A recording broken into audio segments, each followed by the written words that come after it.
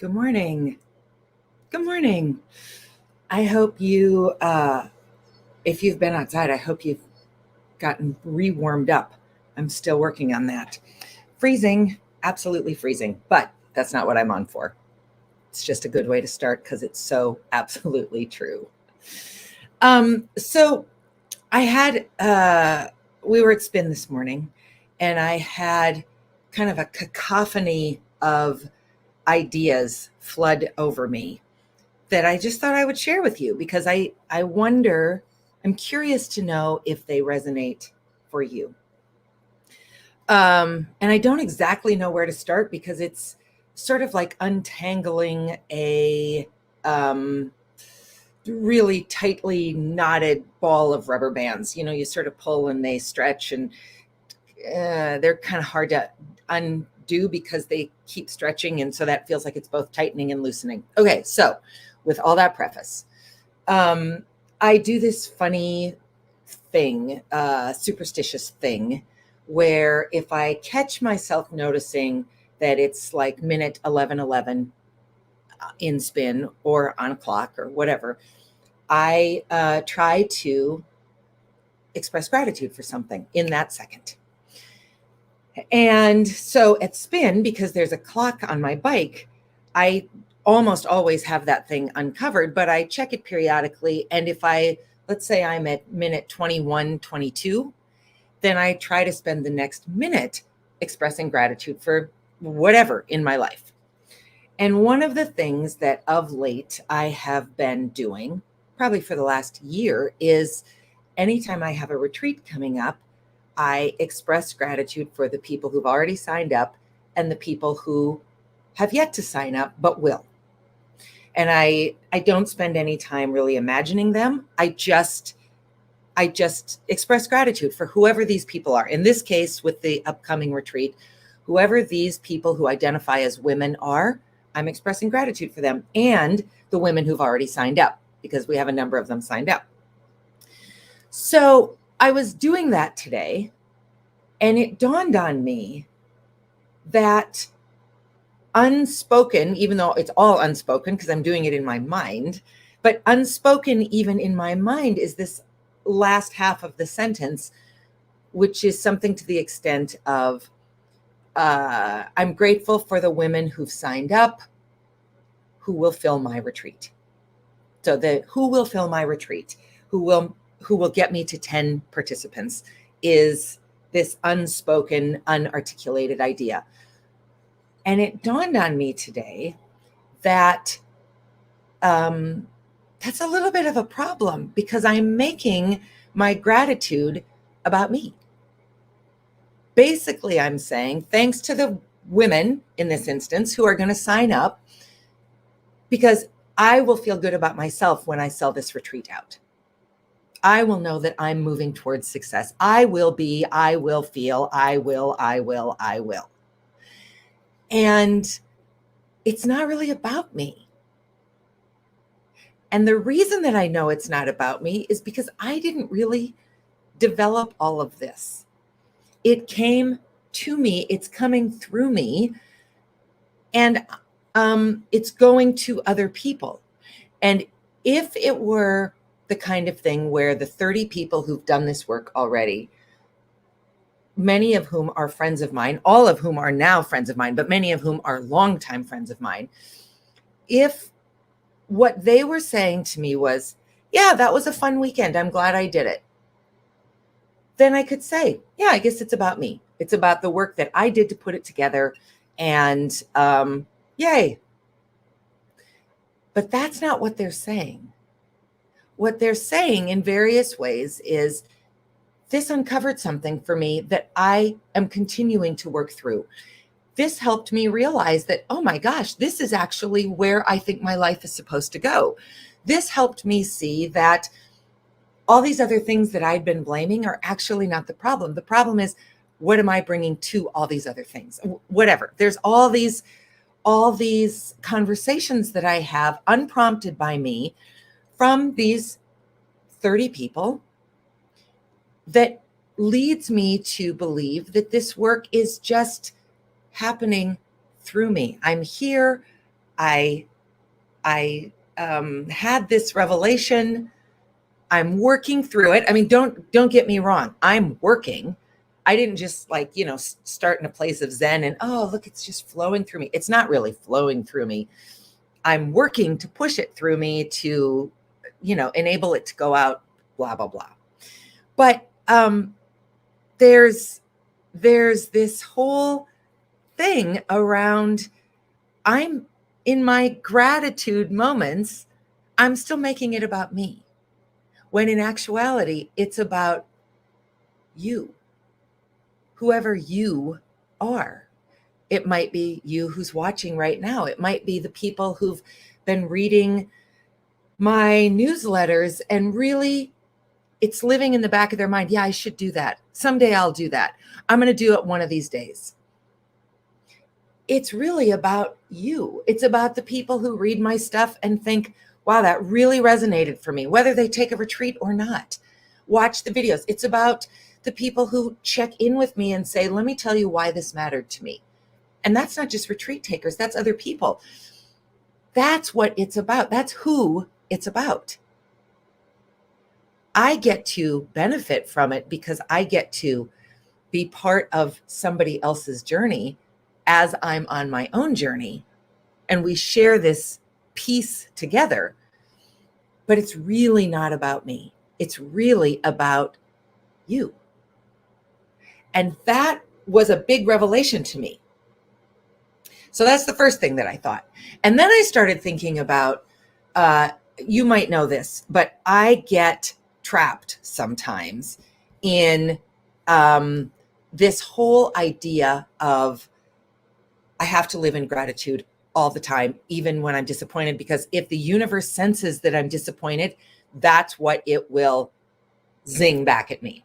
And I know that this is coming from this series of books that I've read by Jen Sincero, which I've talked about, called You Are a Badass. And I love these books, and I'm not anti-Jen Sincero. And I love a lot of what she has to say, but I want to read you a little bit of this because there's a point to it. And she talks about source energy. That's her term for, universe, God, spirit, however you want to think of it. The more consistently you stay in gratitude and focused on that which is good, the stronger your connection to source energy is. And the more quickly and effortlessly you'll be able to manifest that which is unseen into your reality. If you want to be a real rock star in the manifestation department, get to the point where you have both unwavering faith and unwavering gratitude for that which you desire. Basically, what it entails is not only believing in the not yet manifested, having faith, but being grateful for it. Being in gratitude for the not yet manifested informs the universe that you know that what you desire already exists and puts you at the right frequency to receive it. Then she says, finding the good and the lessons in things allows us to move through them and on to new experiences. If you want to stay stuck in the same place and keep getting spanked with the same lessons over and over, be negative, resentful, and victimized. If you want to get over your issues and rock your life, be grateful, look for the good, and learn. Okay, so that trips me up because I can really easily sort of fall into this like wah, wah, about a lot of things. In fact, I just was a guest on a podcast yesterday that's coming out in a couple weeks, and he read me my astrology numerology day. And one of the things that it said was that people on my day can really feel victimized, whether they are or not. He said a bunch of stuff that shut me right up. It was incredible. Anyway, that this idea of gratitude, gratitude, gratitude, gratitude, even when things don't feel good. So I suffer with that a little bit because I don't always feel only gratitude. I certainly feel gratitude. I have a really lovely life. If this is the best my life ever gets, lucky me. I don't believe that's even true. I think my life is going to get better. But if this is the top of the heap, what a gift. And I want a whole bunch of other stuff that is taking a really long time to happen. So, I don't know, Saturday night, we were going to watch a movie at home because, again, it's 27,000 below zero. So I decided we should watch Inside Out. the Amy Poehler Pixar film, which Maz had never seen. And here's what struck me about that film in the second watching of it. I think the big lesson from that film is you have to allow for all of your emotions to be expressed and experienced, and you have to let them be okay. Amy Poehler's character, Joy, wants everything to be perfect all the time. If 10 is perfect, she wants it to be 11 all the time. And sadness is like at a 3 all the time. And so Joy's working overtime, trying to make sure that sadness doesn't get in, that there's no place for that to be expressed, because if we express it, then that's all we will be. But guess what? Sadness is required. Fear is required. Anger is required. We need to experience all of our emotions. And I don't believe that the universe says, oh, you're feeling sad, then I'm just going to bring you a whole lot more sad. I don't believe that. I certainly believe that if you choose to focus on what's bad, you can find a lot of it. A lot of things are bad. And if you choose to focus on what's good, you can find a lot of it. But the true reality for me is that there is a tremendous amount of good, joy, happiness, luck, success. And there's sadness, frustration, overwhelm, fear, anger, disappointment, resignation. There's all those things. And I don't think that the reason that I'm not living where I want to be right this minute is because I acknowledge the less than instead of only the positive. So I'm really curious to know what you think about that. Really, really curious to know if you have thoughts on that. And then the last thing that I want to say to you, which is also tied to spin class this morning. So I had a session with my coach, Jess, last week. And I would say that Jess is more, I don't think this would bother her, hippy dippy than I am. I'm a little hippy dippy. I'm quasi hippy dippy. I think she's pretty hippy dippy. And I really love that about her. She grew up, I think, in a much more conservative evangelical childhood than I did. I didn't grow up that way. I grew up in a Christian childhood, but not conservative evangelical. And, you know, she's had some phenomenal things happen to her, good and bad. So she's just had a different lived experience, haven't we all? Anyway, she asked me if I do the writer's way, which is this thing that came out 25 years ago. I forget what the woman's name is, but it's super, super famous, and you may know of it. It calls for morning pages where you write 3 pages every day and all these kinds of things. And I don't do that. And I don't have a sacred place. I don't have talismans. I don't have charms. I don't have a special candle. I don't do any of that because it just doesn't work for me. I'm not interested in it really at all. I think it's great if it works for other people. But Jess said to me, I want you over the weekend to figure out like your sacred space. Find the stuff that you need to be surrounded by, get in touch with your inner being. Okay. So I got off that call with her, and after work, I went around the house and I looked for the stuff that is sacred to me, whatever that means. And I couldn't find anything. And I knew I wasn't going to find anything because that's not how I move through the world. I've got stuff that means absolutely the world to me. For instance, on my desk right now is this picture. This picture was taken in Hawaii in June of 2017. This might be the most grateful moment of my life. This was the first trip that Maz and I took after he got sober. This was us on the top of a trolley riding around Honolulu. I may never experience gratitude like that ever again. And every time I see this picture, I am awash in that feeling, and it comes right back to me. And I will tell you that the reason that I don't need this to be in a sacred space is because I still feel that gratitude. I don't have to be reminded of it. It's here to just say, yeah, this is when it began. This was an extraordinary moment that continues on. This little picture. This is Maz and me at Jane Austen's house. Jane Austen's house. Look at my cute husband wearing his top hat. I mean, come on. You don't get cuter than that. I keep this here because I love Jane Austen, and that was a sacred moment. But I don't have it here like as a talisman or a thing. It just doesn't work for me. So I'm telling you all of this because here's what happened this morning at Spin. I had a sacred moment. And I've had 100 sacred moments at Spin. If you read my blog, you know that probably every 15 posts starts with, I was at Spin this morning when something dawned on me.